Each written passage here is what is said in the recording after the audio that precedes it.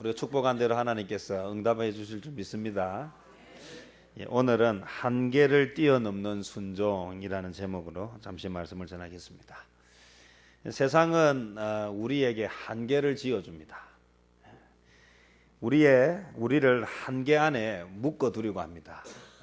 그 한계라고 하는 것은 나이의 한계, 또 지식의 한계, 또 육신의 한계, 또 배경의 한계, 뭐 이런 여러 가지들을 가지고 우리로 하여금 더 이상 새로운, 더 이상 꿈을 꾸지 못하도록 그렇게 이렇게 규정짓고 묶어두려고 한다. 특별히 오늘 본문에 보면 대제사장이 사도들에게 예수님의 이름으로 사람을 가르치지 말라 이렇게 한계를 딱 지어줍니다. 살다 보면 하지 말라는 것들이 많이 있습니다. 우리가 하지 말라고 하는 것을 안 하면 뭐 큰 문제가 없는데 하지 말라 하는데 하게 되면 거기에는 반드시 대가가 책임이 따르게 되어 있습니다. 우리가 살아가면서 우리에게 지어진 이 한계를 어떻게 할 것인가? 한계 안에서 그냥 순응하며 살 것인가? 아니면 이 한계를 뛰어넘을 것인가? 사도들이 예수님의 이름을 나타내고 예수님의 이름으로 가르쳐야 되는 게 사도인데 대제사장이 하지 마라 했습니다. 그럼 이걸 해야 되는가 안 해야 되는가 고민이 있지요. 하라고 하는데 안 하거나 하지 말라고 하는데 하면 어떤 일이 생기는가 하면 제재를 받게 됩니다. 그래서 대제사장이 하지 마라 했는데 했기 때문에 어떻게 됐습니까? 감옥에 들어갔어요.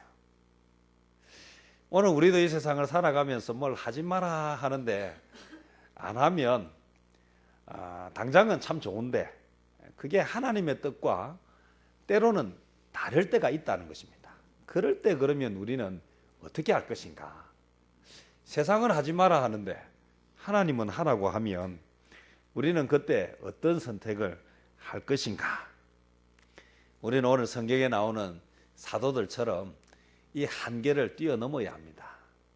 이 사도들이 대제사장이 시키는 대로 예수님의 이름으로 아무것도 하지 마라, 사람들을 가르치지 말라 한 대로 안 했더라면 오늘 이 성경은 다른 내용으로 기록되었을 텐데 대제사장은 예수님의 이름으로 사람을 가르치지 마라 했는데도 불구하고 그들은 열심히 가르쳤습니다. 그래서 어떤 일이 벌어졌습니까? 이들은 감옥에 들어가고 또 고난을 받았습니다. 여기서 우리가 기억해야 하는 것은요, 하나님의 사람이라면 사람이 지어주는 한계를 뛰어넘어야 하나님의 사람이 된다는 것입니다. 사실 쉽지는 않습니다. 왜냐하면 이 한계를 뛰어넘으면 반드시 제재가 오고 또 책임을 져야 하기 때문입니다. 제가 오늘 주일학교 아이들 우리 말씀 전할 때 이렇게 물었어요. 하나님을 믿는 사람 손들어 봐라 그랬어요. 하나님을 믿는 사람. 그러니 아이들이 손을 드는 아이도 있고 뭐 손을 들지 않는 아이도 있어요. 물론 아직 하나님을 모르는 아이들이 있습니다. 하나님을 정말 믿는다 그러면 하나님 앞에 예배 드릴 때 어떻게 해야 되겠냐 이렇게 물었어요. 정말 하나님을 믿는다면 하나님 앞에 예배 드릴 때 마음과 정성을 다해서 예배 드려야겠죠. 갓난아이나 어린아이는 아직 철이 없고 아직 뭐 생각이 없어서 그렇다 하지만 적어도 4학년, 5학년, 이 10살이 넘으면 적어도 그 정도는 알지요. 어린이집의 아이들도 초등학교 1학년도요. 선생님이 앞에서 이야기하면 들어야 되는 줄은 알아요. 그런데 어떤 마음이 있느냐 하면 제대로 내가 딱 예배를 드려야 되겠다는 것을 하기 싫어서 안 하는 것이죠. 정말 하나님을 믿으면 하나님께 예배 잘 드리면 하나님이 뭐 할까 예뻐하지 않겠냐. 하나님이 예뻐하면 하나님이 상을 주지 않겠느냐. 그래서 우리 아이들에게 그런 이야기를 제가 해주었습니다. 우리는 하나님을 믿는 사람들입니다. 자, 그러면 세상이 지어주는 한계에 따를 것인가 아니면 하나님이 원하시는 것을 할 것인가? 이 질문에 답이 분명하게 나오지 않습니까? 때로 고난을 받고 때로 감옥에 들어가고 때로 그것 때문에 잃어야 하는 것이 있어도 하나님의 말씀에 순종해야겠죠. 한계를 뛰어넘는 순종. 그런데 중요한 것은요, 이 한계를 딱 뛰어넘는 순간 어떤 일이 벌어지는가? 역시 감옥에 들어갔어요. 그런데 당황하고 있는 사람이 감옥에 들어간 사도들이 당황하는 게 아니라 감옥에 집어넣은 사람들이 당황하고 있다는 것입니다. 오늘 이 본문을 잘 살펴보면 재미있는 현상이 나타나고 있어요.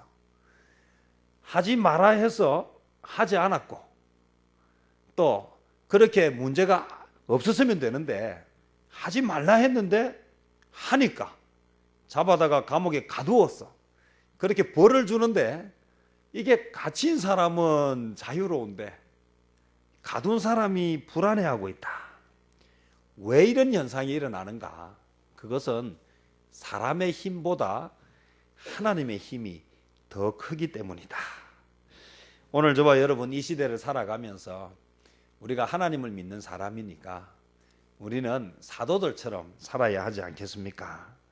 세상의 한계에 묶여서 사는 자가 아니라 이 한계를 뛰어넘어서 세상을 바꾸는 사람이 되어야 한다는 것입니다. 문제는 이것을 하기 위해서 필요한 것이 있는데 그것이 무엇인가? 기도라는 것입니다. 결국 사도들이 감옥에 들어감에도 불구하고 때로는 매를 맞음에도 불구하고 그들이 시키는 대로 하지 않고 예수님을 전할 수 있었던 것은 그들이 기도하는 사람이었기 때문에 그들을 위해서 기도하는 사람들이 있었기 때문에 그들이 그 일을 할 수 있었다는 것입니다. 나를 얽어매고 있는 것으로부터 내가 벗어나고자 하면 내 힘으로는 잘 되지 않습니다. 그러면 누구의 힘을 덧입어야 하는가 하면 성령님의 힘을 덧입어야 하는데 그것은 기도가 가장 확실하고 빠른 방법이라는 것입니다. 예레미야 33장 3절에 너는 내게 부르짖어라 내가 내게 응답하겠고 너가 알지 못하는 크고 은밀한 일을 내게 보이리라 이렇게 말씀하셨습니다. 내가 할 수 없는 것 가지고 기도하는 것입니다. 기도는 할 수 있는 것을 가지고 하는 게 아니고 할 수 없는 것 그러나 꼭 필요한 것 하고 싶은 것 이것을 가지고 기도하는 것입니다. 기도하면 크고 은밀한 일을 보여주신다. 기도하면 응답해 주신다. 하나님 앞에서 큰 사람이 되고자 하면 결국 기도의 사람이 되어야 한다는 것입니다. 오늘 참 감사한 것은요, 기도를 하는 데 있어서 하나님이 그 어떤 제한도 두지 않았다는 것입니다.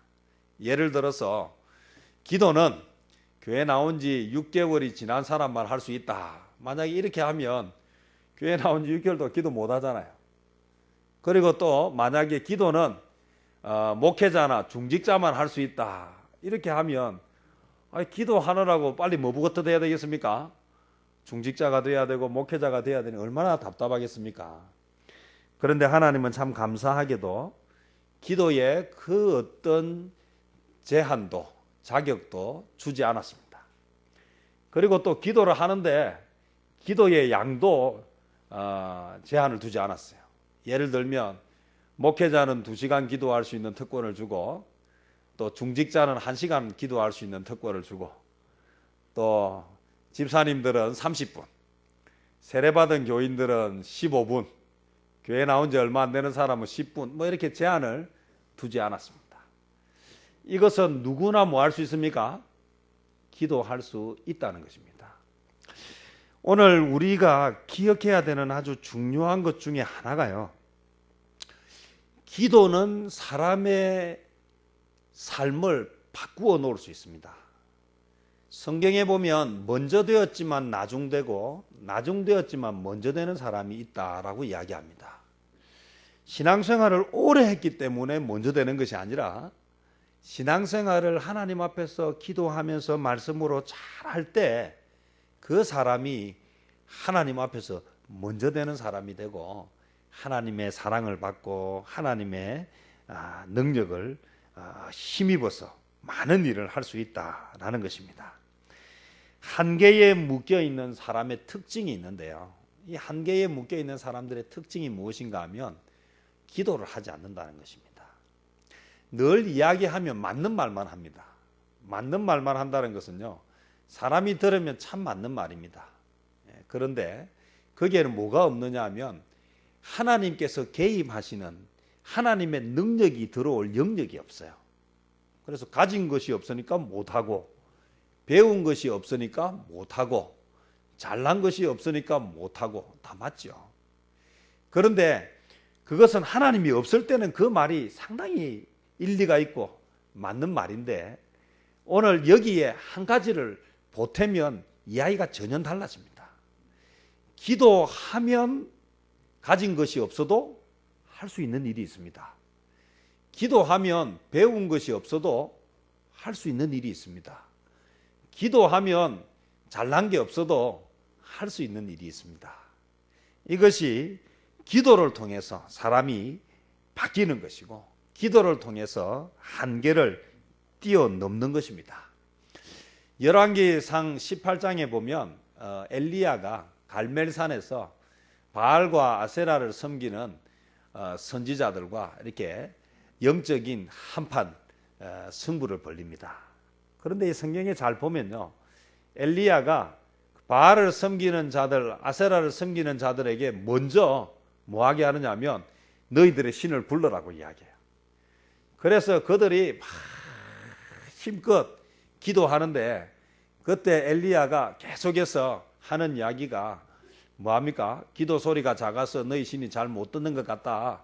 좀 더 크게 해라. 너희들의 정성이 부족한 것 같다. 좀 더 정성을 들여라.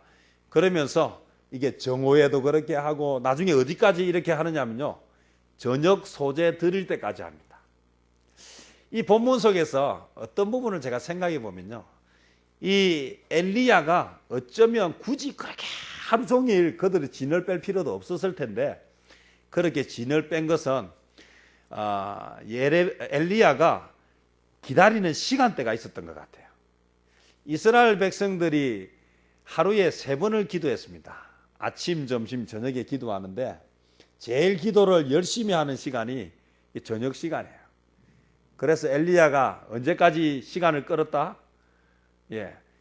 이스라엘 백성들이 함께 기도하는 시간까지 일부러 그 시간을 끌고 간 것은 아닌가. 그래가지고 그들의 진을 다 빼고 나서 마지막 한 박을 날리지 않습니까? 그게 무엇입니까? 저녁 소재 드릴 때에 이스라엘 백성들이 기도하는 그 시간에, 중보하는 기도의 사람들이 있을 그때에 그가 하나님 앞에 기도함으로 인해서 하늘에서 뭐가 내려왔습니까? 불이 내려와서 제물들을 다 태워버렸다. 어떻게 보면 이 엘리야는 중보기도의 힘을 잘 알고 이 중보기도를 잘 활용했던 사람이다 라고 저는 생각합니다. 오늘 부모가 기도를 하는 부모는요, 이 자녀들이요, 어떤 마음이 있느냐면, 우리 부모님이 기도한다 라고 하는 이것이 살아가는데 마음을 든든하게 해줍니다. 새벽을 깨우는 부모가 있다라고 하는 것은요, 자녀에게 얼마나 큰 힘이 되는지 모릅니다. 규칙적으로 기도하는 삶을 사는 그런 부모를 두고 있는 자녀는요, 밖에 나갔을 때에, 일할 때에 마음에 항상 뭐가 하나 있느냐 하면, 이 부모님의 기도 때문에 하나님이 도와주신다라고 하는 든든한 자신감이 있습니다. 기도에 사람이 있다라고 하는 것. 그래서 긴급 중보기도 이런 거 많이 합니다. 기도는요, 기도의 능력을 아는 사람들이 뭐 하느냐 하면 기도 부탁을 합니다. 기도의 능력을 잘 모르는 사람은요, 기도 부탁하지 않습니다. 일이 어려우면 뭐 할 수 없지, 하는 데까지 하고 말지라고 생각하는데요, 기도의 능력을 아는 사람은요, 중요한 일이 있을 때 뭐 하느냐 하면 좀 기도해 주세요 하면서 뭐 합니까? 기도의 제목을 부탁한다는 것입니다. 오늘 숫자의 한계, 개인의 한계, 뭐가 뛰어넘습니까? 기도가 뛰어넘습니다. 지난번에 우리 이영표 선수 간정 동영상을 본 적이 있는데요. 저는 그 이영표 선수가 2002년 월드컵을 앞두고 4가지 기도 제목을 가지고 기도를 했대요. 그때 무슨 기도를 했는가라고 혹시 기억나십니까? 첫 번째 했던 기도 제목이 월드컵을 통해서 하나님께 영광 돌리게 해주세요. 우리 믿는 사람들이 이 월드컵을 통해서 하나님께 영광을 돌릴 수 있게, 영광의 월드컵이 되게 해주세요. 그렇게 기도했는데, 기도하면서 마음속에 뭔가 미심쩍은 좀 불편한 요소가 있었답니다. 왜냐하면 월드컵에서 하나님께 영광 돌리려면 골을 넣고 세레모니를 쫙 기도하는 세레모니를 해야 하나님께 영광을 돌리는데, 이영표 선수는 뭐 하는 선수입니까? 수비수잖아요. 그래서 수비수가 골을 넣을 수가 없잖아요. 그래서 기도는 하면서도 이게 정말 가능할까? 그래서 생각했답니다. 누가 골을 넣으면 옆에 가서 기도를 해야 되겠다. 그러면 얼마나 창피한 일입니까? 그죠? 골 넣은 사람 따로 있고 세레모니 하는 사람 따로 있고. 그런데 2002 월드컵 때 어떤 일이 벌어졌습니까? 승리하고 났을 때야 그 이 축구 선수들이 전부 예수 믿는 사람들이요, 그 마지막 마치고 나서 하나님 앞에 기도하는 장면이 대대적으로 떠들어 대서특필되었다. 그래서 결국 그 기도 제목, 이루어질 수 없을 것 같은 기도 제목이 이루어졌다. 그게 첫 번째 기도 응답이었고요. 두 번째는 월드컵에서 꼭 16강 가게 해주십시오. 그러나 그때까지만 해도 한 번도 월드컵에서 이겨본 적이 없는 우리나라. 그런데 16강을 가려면 적어도 1승1무는 해야 되는데 그것이 가능할까? 누구도 바라지만 가능하지 않을 것이라고 생각했을 때 그것을 놓고 그들이 열심히 기도했더니 어떻게 됐습니까? 16강 넘어서 8강, 4강까지 갔지 않습니까? 그리고 또 뭐가 있었습니까? 그때 이영표 선수가요, 부상을 입어가지고 월드컵에 뛸 수 없는 상황이 되었는데 그때 하나님 앞에 기도했죠. 이걸 위해서 얼마나 많이 기도했는데 내가 부상을 당해서 뛸 수가 없다고 했을 때 하나님이 이영표 선수한테 물었죠. 너는 축구가 중요하냐 하나님이 중요하냐 선택하라고 했을 때 그가 그때 뭐라고 했습니까? 저는 축구는 포기할 수 있어도 하나님은 포기할 수 없습니다. 근데 놀라운 일이요, 16강에서 끝났으면 이영표 선수가 제대로 실력 발휘를 못했을 텐데 그 짧은 기간에 정말 3개월 안에 고쳐질 수 없는 그 부상이 기적처럼 회복되어서 월드컵에서 뛰고 결정적인 뭘 했습니까? 박지성에게 어시스트를 해가지고 그래서 우리가 또 8강을 가고 4강을 가는 일이 벌어지게 되었다. 불가능할 때 사람들은 그렇게 되면 포기하는데, 사람들은 한계가 되면 포기하는데 그는 한계가 있었기 때문에 기도했고 기도했기 때문에 응답받았습니다. 그가 세 번째 기도 제목이 뭐였는가 하면 하나님 유럽에서 뛰게 해주십시오. 그때만 해도 우리나라 선수 중에 유럽에서 뛰는 선수는 드물었고요. 어쩌다가 있어도 전부 공격수였지 수비수는 한 사람도 없었는데 중요한 것은 이 이영표 선수는 체격도 그렇고 실력도 그렇고 여러 가지로 볼 때 자기 자신은 유럽에서 뛸 수 있는 사람이 아니었어요. 그것은 세상이 정해준 한계지만 그는 그때 하나님을 찾았다는 것입니다. 하나님, 내가 실력도 안 되고 체격도 안 되고 여건도 안 되는데 그런데 하나님 너무 하고 싶습니다. 너무 가고 싶습니다. 이 한계를 뛰어넘고 싶습니다. 그렇게 간절하게 새벽마다 기도했다. 그런데 정말 월드컵이 끝나고 나서 네덜란드로 가서 유럽에서 뛰는 선수가 되었습니다. 그가 마지막으로 했던 네 번째 기도 제목인데 그것은 사실은 우리나라 남자라면 해서는 안 되는 기도 제목이지만 운동선수라는 특수성 때문에 한창 운동해야 되는데 군대를 가면 그렇게 하면 운동하는데 어려움이 있기 때문에 하나님 군대를 면제받을 수 있는 길을 열어주십시오. 남한테는 말 못하고 하나님 앞에 그렇게 기도했는데 월드컵 4강 가면서 어떻게 됐습니까? 군면제까지 해결되어지는, 누구도 감히 상상할 수 없고 누구도 감히 기도할 수 없는 그런 제목을 가지고 기도했는데 정말 하나님께서 응답해 주셨다. 기도는 세상에 있는 것들을 묻기도 하고 풀기도 할 수 있습니다. 기도는 능력이 있습니다. 기도는 숫자의 한계를 완전히 뛰어넘을 수 있습니다. 예레미야 29장 12절 13절에 보면 너희는 내게 부르짖으며 와서 내게 기도하면 내가 너희를 들을 것이요 너희가 전심으로 나를 찾고 찾으면 나를 만나리라. 요한복음 16장 23절에 보면 내가 진실로 진실로 너희에게 이르노니 너희가 무엇이든지 아버지께 구하는 것을 내 이름으로 주시리라. 오늘 한계를 뛰어넘는 순종의 사람이 되고자 하면 기도가 먼저 시작되어져야 합니다. 안 된다고 미리 포기하지 말고 정말 하나님 안에서 꿈을 꾸고 기도를 시작하십시오. 기도를 시작했으면 이제 도전하십시오. 내가 가진 것은 이것밖에 안 되고 상황은 한계를 도저히 뛰어넘을 수 없지만 하나님이 도와주시면, 하나님이 허락하시면, 하나님이 우리의 기도를 들으시면 할 수 있습니다 라고 기도를 했으면 이제 행동으로 옮기시기를 바랍니다. 코끼리 사육사들이 있는 곳에 가보면요, 그 엄청난 덩치에 그 엄청난 힘을 가진 코끼리가 자그마한 말뚝에 묶여 있다는 사실 알고 계십니까? 이 코끼리가요, 그 자그마한 말뚝에만 묶어두면 정말 순한 양처럼 된대요.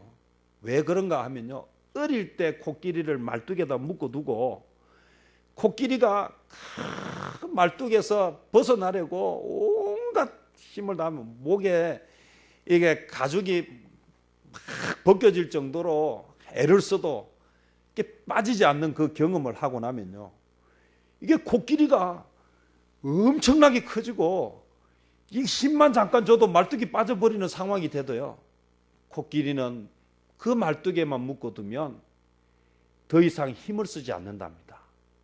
왜냐하면 내가 옛날에 해봤기 때문에요. 옛날에 목이 벗겨질 정도로 그렇게 내가 죽을 힘을 다해서 해봤는데도 안 됐기 때문에요. 그 기억 때문에 코끼리는 그 말뚝에만 묶어두면 더 이상 힘을 쓰지 않는답니다. 신기하지 않습니까? 오늘 우리도 스스로 너무 한계 짓고 살아가지 않습니까? 안 된다고 미리 포기하고 있지는 않습니까? 기도를 했으면 시작을 하는 것입니다. 오늘 대단하기 때문에 하는 것이 아니라 하나님을 믿고 기도하고 최선을 다하면 하나님께서 일하십니다. 오늘 한계를 뛰어넘으시기를 바랍니다. 변화는 기도하는 자에게 가장 자연스러운 현상입니다. 사람은 시간이 지나면 변하게 되어 있습니다. 좋은 쪽으로 변하든 나쁜 쪽으로 변하든 변하는데 우리 예수 믿는 사람은 기도를 해서 한계를 뛰어넘는 좋은 쪽으로 변하는 성도들이 되시기를 바랍니다. 이 오늘 이렇게 담대하게 복음을 전하는 사도들이 본래 어떤 사람들이었는지 우리 잘 알고 있지 않습니까? 이 사도들이 본래 어떤 사람이었습니까? 예수님이 겟세마네 동산에서 그래서 이제 십자가를 지시기 전에 기도하셨습니다. 정말 밤새도록 땀방울이 핏방울 떨어지는 것 같이 그렇게 기도했습니다. 뭐라고 기도했습니까? 하나님, 할 수만 있으면 이 잔을 나에게서 거두어 주시고 할 수만 있으면 나로 하여금 이 십자가를 지지 않을 수 있게 해주세요. 그렇게 기도할 때 예수님이 부탁했어요. 사도들에게 뭐라 했습니까? 함께 좀 기도해라. 그렇게 예수님이 기도 좀 해라고 부탁했을 때 이 사도들이 뭐 하던 사도들입니까? 우리말로 자빠져 자던 사도들 아닙니까? 잠만 자던 사도들 아닙니까? 정말 우리말로 하면 참 형편없는 사도들이었습니다. 그리고 예수님이 그들을 가르치고 공생에 다닐 때요, 섬기는 자가 되라. 하나님 나라의 높은 자가 되려면, 큰 자가 되려면 섬기는 자가 되라고 아무리 가르쳐도 쇠기의 경읽기처럼 서로 뭐합니까? 서로 높은 자리 차지하려고 서로 싸우고 치고받고 하던 사람들이 누굽니까? 바로 사도들 아닙니까? 그런데 이 사도들이 어떻게 바뀌었습니까? 예수님의 이름으로 가르치지 말라고 했는데, 감옥에 집어넣는다고 했는데, 매를 맞는다고 하는데도 불구하고 그들이 어떤 사람이 됐습니까? 그럼에도 불구하고 예수님의 이름으로 가르치는 사람이 되었습니다. 사람은 변할 수 있습니다. 사람은 변합니다. 어떻게 그것이 가능합니까? 기도하는 자가 가능하고 하나님의 말씀을 믿는 자가 가능하다는 것입니다. 오늘까지, 어제까지 우리가 무기력하게 살았다 하더라도 오늘 달라질 수 있습니다. 오늘 우리가 이 말씀을 붙잡고 기도하면서 이 한계를 뛰어넘겠다라고 마음 먹고 기도하면서 하나님 앞에 나아간다면 우리도 오늘 이 사도들처럼 사람이 지어준 한계를 뛰어넘어서 오히려 그들을 감옥에 가두는 자를 당황시키면서 그렇게 주님의 일을 감당하는 사람들이 될 수 있습니다. 한계를 뛰어넘는 순종의 사람들이 됩시다. 과거에 내가 잘했던 못했던 그것을 이제 과거로 묻어둡시다. 이제 오늘 내가 새롭게 결단하고 내일을 향해서 오늘 새롭게 시작하면 됩니다. 오늘 이 말씀을 붙잡고 기도하면서 다시 하나님의 말씀에 순종하고 우리에게 주어진, 사람이 우리에게 한계 지어준 그 한계를 뛰어넘는 순종의 사람들이 되시기를 바랍니다. 그래서 하나님이 하시는 기적을 경험하고 이것을 간증하고 이영표 선수처럼 그렇게 좀 하나님이 하셨습니다. 정말 모든 것이 하나님의 은혜입니다. 내가 오늘 이렇게 된 것이 주님께서 하셨습니다 라고 자랑할 수 있고 하나님을 높일 수 있는 저와 여러분 되시기를 주님의 이름으로 축복합니다. 기도하겠습니다. 살아계신